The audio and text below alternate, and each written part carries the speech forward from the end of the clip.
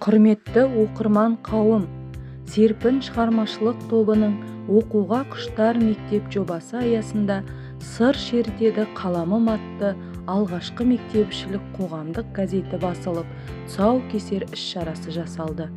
Халқымыздың ағартушысы, педагог, зерттеуші ғалымы Ахмет Байтұрсынұлы газет халықтың көзі, құлағы һәм тілі деп айтқанындай, мектепшілік газет бұл мектептің оқушыларына, мұғалімдеріне және ата-аналарына арналған ақпараттық мәдени платформа.